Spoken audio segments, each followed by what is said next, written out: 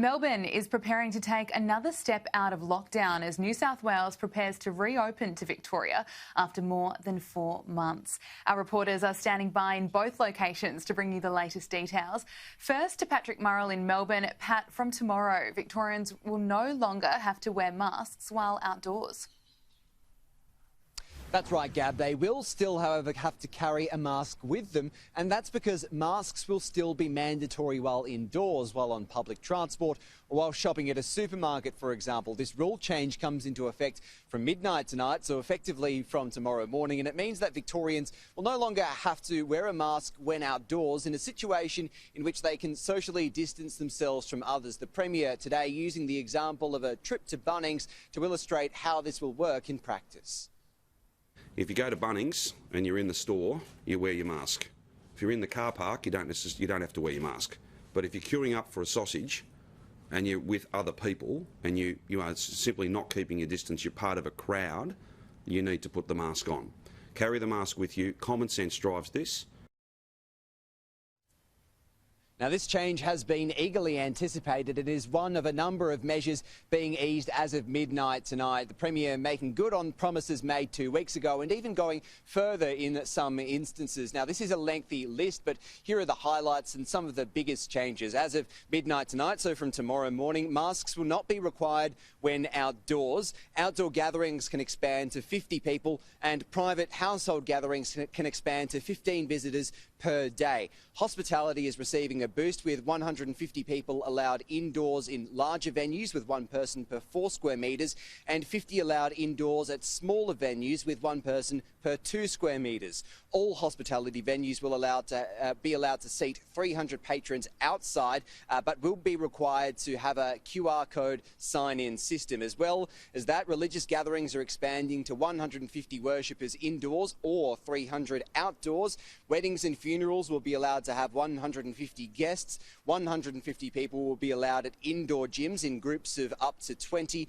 Large cultural facilities such as the National Gallery of Victoria will be allowed to reopen with a 25% capacity, and large public events will be allowed to proceed in a very limited capacity, subject to approval on a case-by-case basis by the public health team. Now, in about a week after that, so on the 30th of November, that's a Monday, we'll start to see a phase out of the work from home rule.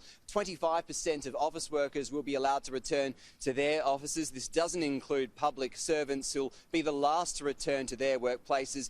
Then on the 14th of December, so just as we're heading into the Christmas period, the household gathering rule will expand to 30 visitors over the course of a day. That is 30 people in one day, not 30 people for lunch, and then 30 people for dinner. Now, this could end up being actually even higher than that. Those final changes will be announced in 2 weeks from now at a media conference on the 6th of December. Those will be the last rule changes before the summer season. Now, today, Victoria has recorded 0 new coronavirus cases for the 23rd day in the row. We are just 5 days away from hitting that all-important 28-day benchmark, so 2 full cycles of the virus, meaning at that point in 5 days, Victoria will have effectively eliminated coronavirus within its borders. Take a look. Yeah, look, I think it's important to see this very much as a series of rule changes today that are all about setting us up for a COVID-safe summer. It's very difficult to know what the rules will look like in March or April next year. We may have a vaccine by then. It's very, very difficult to know. So it's about breaking this down into smaller blocks, if you like.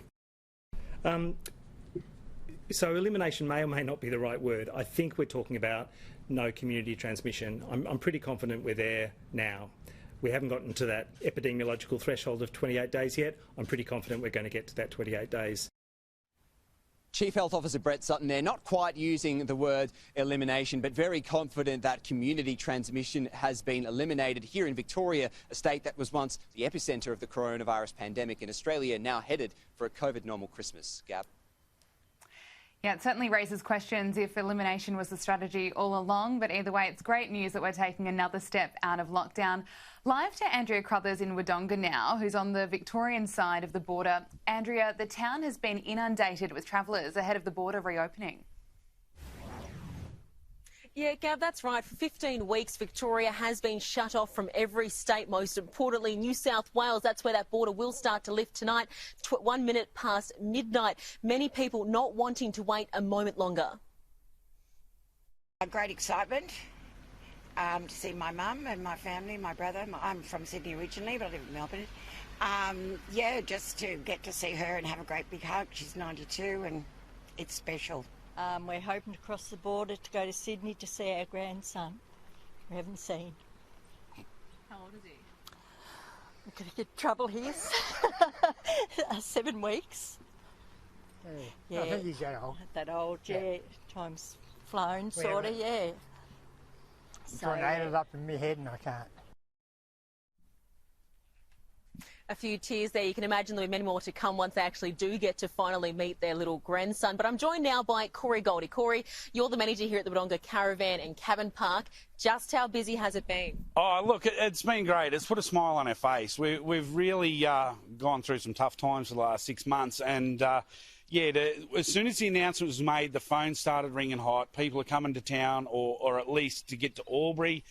We've had people wanting to put swags up on the lawn, just something so they can get over the border at midnight. It's been really good.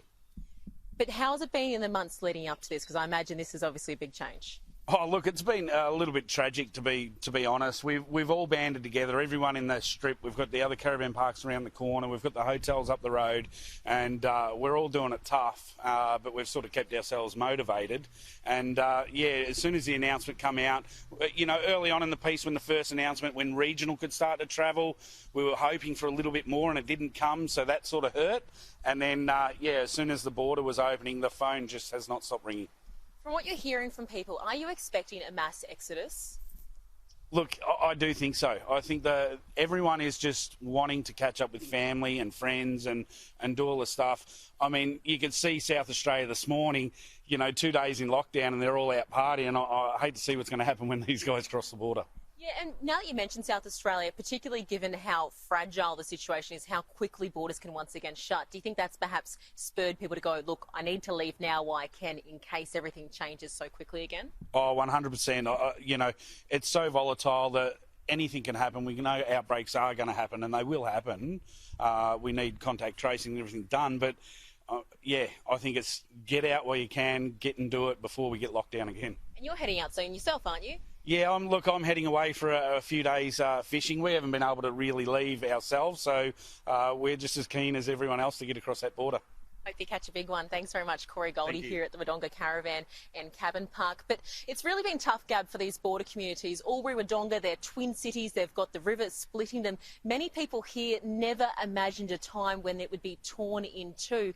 And whilst there has been that border bubble, it's been particularly tough for people like Melissa Keys, who I spoke to earlier today. She's been able to travel in that border bubble, but the one place she has been desperate to get to has been Sydney, to go and see her grandmother, who is in palliative care.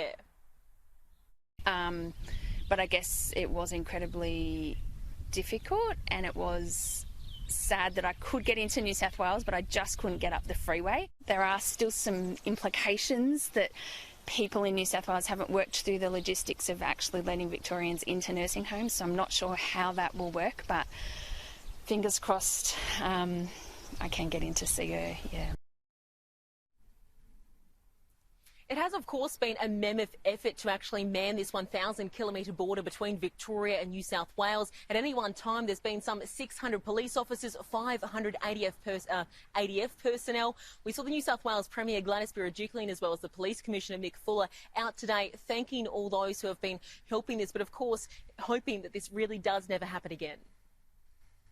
Since July 9, we know how difficult it has been for our border communities in the Victorian, New South Wales border area, border regions, to have to put up with the border closure. And I was just saying to some locals that I bumped into that we never want to see this ever again. We hope this is the last time that in our lifetime this border is closed.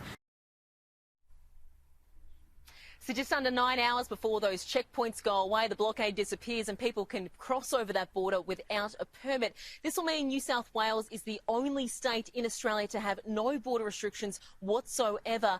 Many people, of course, are hoping that other states and territories follow suit, particularly in time for Christmas, Gab. 9 hours to go. Very exciting news, particularly for those people like Corey Goldie who are in the tourism industry. Andrea Crothers and Patrick Murrell, thank you both so much.